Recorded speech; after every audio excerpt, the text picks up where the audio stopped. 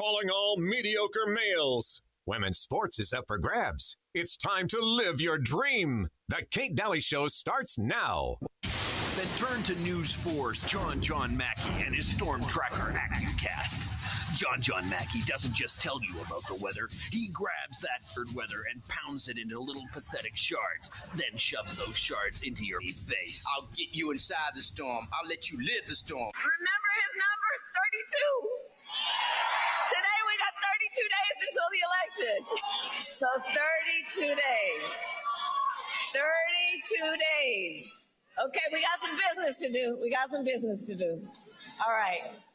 32 days. Tomorrow will be today tomorrow. So live today. So the future today will be as the past today, as it is tomorrow. And what we do is we play Fox News 24/7, so everybody thinks we have a gun. I have to say something up front. There's been some concerns about my comedy, and I want to reassure the producers and everybody here that I've gotten rid of the jokes that are off color, that are offensive, and may hurt someone. So I want to thank you. You've been a fantastic crowd. Good night, everybody.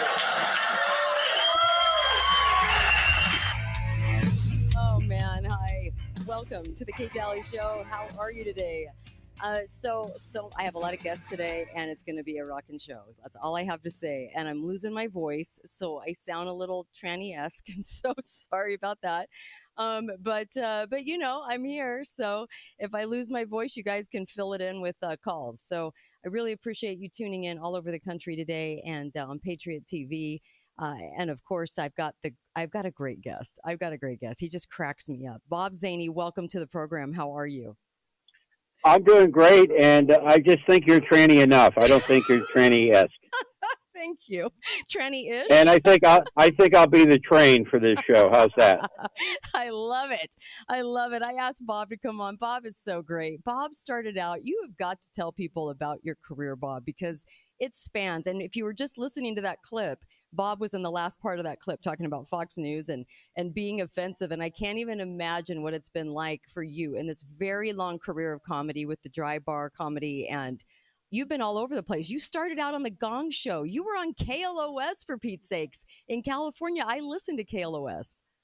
I love your career. I was hired and fired twice, so I really know radio. Yes, you do. Oh my gosh, haven't we all? And I also have done the Zany Report, which on Bob and Tom since 1997, and did it for 17 years every Tuesday. Now I just do it, when I call in when I'm ready. Right. And I have a lot of radio experience. I love radio because it's theater of the mind, and if you could see my mind, you wouldn't like it. That's probably right. I can't even imagine. But I was on the headlines. Kate, I was on the Gong Show. Uh-huh. People ask me about that. They say, was I gonged? And I was not gonged. I was pulled off stage by a man dressed like a nun with a big net. So, oh my gosh, I remember no one can hurt me. Wow, I remember this. Oh my gosh, you were young too. You were really I was young. 15 years old, and it was 1977. Grew up in West Covina, California. My dad would drive me to the audition because I needed a parent or a guardian there. And I wasn't sure which he was. Whether he's a parent or a guardian. Or the guardian, it doesn't matter. But the point is, I got paid. Mm-hmm. And they consider that a specialty act. If you got gonged on the show, you got nothing. Oh. But I got $125.98, and I got a waffle iron. And my parents weren't happy because we were a pancake family. Oh, waffle iron, huh? I love it. Oh, yeah, but it was after. It was after, and I actually have gotten residual checks for like 56 cents, and they take 4 cents out for FICA. So my retirement is covered. 4 cents. You got a whole 4 cents. It must be the Biden economy. Kamala economy. So I love this. I love that you get into the headlines like you do and poke fun at all of it. And I can't even imagine the fodder you have with Hormala, with the whole scene going on right now. I mean, that was just put in your lap. Wow. I just love right now how President Biden's staff is still doubling down on his vigor and vitality. They say they still can't keep up with him cleaning out his desk. very busy out there in the show biz. It is. But it is. I've been doing this 47 years now. And it's interesting. I've seen all the changes and and I don't care what people think. The job of a comedian is to make people laugh. Okay. Yes. And if they're offended if they have an issue over a joke that you tell, I believe they have bigger issues. Yes, you're right. You're absolutely right. Because you know what? Back in the day, Don, what's his face, used to go on Carson. Rickles. Don Rickles. Oh my gosh, they would be completely offended at him today.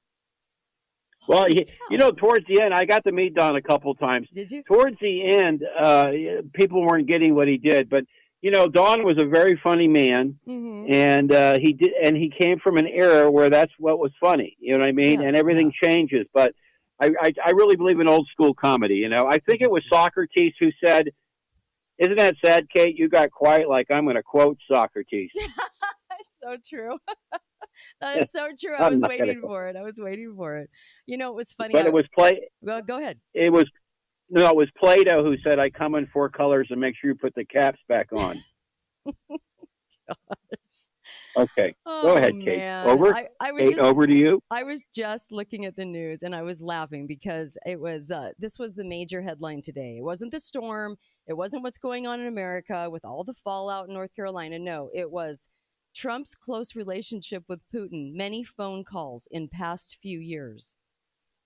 And I was like, they've got nothing else. They really. During his presidency, people said, "Why aren't you doing Trump jokes?" I go, because everyone's piling on the guy. Yeah. So it's like it's not fun anymore. Right. Right. So it's true. I'm old school. I think we should be able to make fun of both sides. But when one side bans a meme and says you get canceled over it because it's funny, that's not good. Yes. And any comedian that supports that, they really don't understand what they're supporting, because the First Amendment is sacrosanct. Yeah. How do the audiences take what you say when you're when you're poking fun at, like, once in a while you get the groans, but it depends on the age of the group. As I've gotten older, I've noticed my audience has gotten older. So right, that's so true. Yeah. It's really kind of cool when I watch young people in the crowd laughing their butt off, because it's like they haven't really heard old school comedy. You know what I mean? Yeah, you're right. You're absolutely right. We kind of got into like a mean comedy now, which it's kind of agendized, in my opinion. I mean, when the late night talk show hosts get up and boy, their viewership is way down because of it. They just, I don't know. They don't know how to just be funny. It used to be just funny. Right? Well, yeah, and everything changes. I'm sure I'll go back to that. Yeah. We'll see. Yeah. But comedy is left in interpretation. People do not.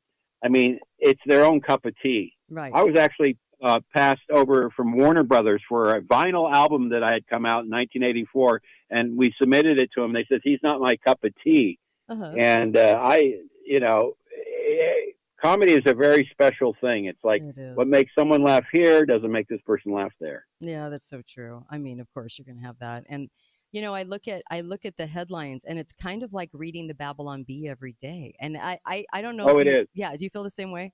Oh my God. Oh God, yes. I mean, it's all and I applaud Saturday Night Live for that opening sketch with Kamala and Doug Imhoff. That's what comedy is. Right. That's so true. That is so true. What are your thoughts on Elon, Starlink? Elon, first, he won't return my calls. Second, I got to get Starlink, so he will. So he will.